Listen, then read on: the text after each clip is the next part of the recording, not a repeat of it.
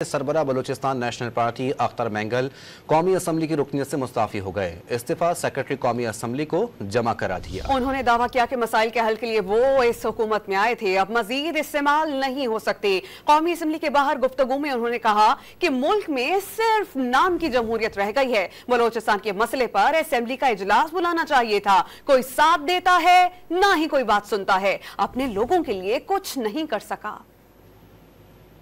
बलूचिस्तान के सियासी महाज पर बड़ी हलचल। बलूचिस्तान नेशनल पार्टी मेंगल के सरबराह अख्तर मेंगल कौमी असम्बली की रुकनीत से मुस्ताफी हो गए। सरदार अख्तर मेंगल ने इस्तीफा सेक्रेटरी कौमी असम्बली को जमा करा दिया। कौमी असम्बली के बाहर गुफ्तगू में दावा किया कि मुल्क में सिर्फ नाम की हुकूमत रह गई। शिकवा किया कि कोई साथ देता है और न कोई बात सुनता है। बलूचिस्तान के मसले पर असम्बली का इजलास बुलाना चाहिए था। एतराफ किया कि वो अपने लोगों के लिए कुछ नहीं कर सके। अख्तर मेंगल ने गिला किया कि 1947 से किसी ने बलूचिस्तान के मसले को समझने की कोशिश नहीं की। असम्बली में उनकी बातों पर डेस्क बजती थी तो वो समझते थे कि यकजहती हो रही है, लेकिन अब समझ आया कि असम्बली में भी उनकी बेबसी का मजाक उड़ाया जाता रहा है। सहाफियों से टेलीफोनिक गुफ्तगू में दावा किया कि बलूचिस्तान में मुशर्रफ के दौर का ऑपरेशन कभी खत्म हुआ ही नहीं, मजीद और कितने ऑपरेशन करेंगे। शिकवा किया कि जमहूरियत को बेहतरीन इंतकाम करार देने वालों ने भी जमहूरियत के लफ्ज को बलूचिस्तान के लिए निकाल दिया है। सूबे के मसले पर हमेशा पूछा जाता है कि बलूचिस्तान का मसला की है, ये की ताकतवरों के पास है। मसाइल के हल के लिए इस हुकूमत में आए थे, अब मजीद इस्तेमाल नहीं हो सकते। स्पीकर कौमी असम्बली सरदार अयाज सादिक ने BNP के सरबराह अख्तर मेंगल के इस्तीफे से लाइल्मी का इजहार किया। BNP मेंगल के सरबराह अख्तर मेंगल NA 256 खुजदार से रुकने कौमी असम्बली मुंतखब हुए हैं।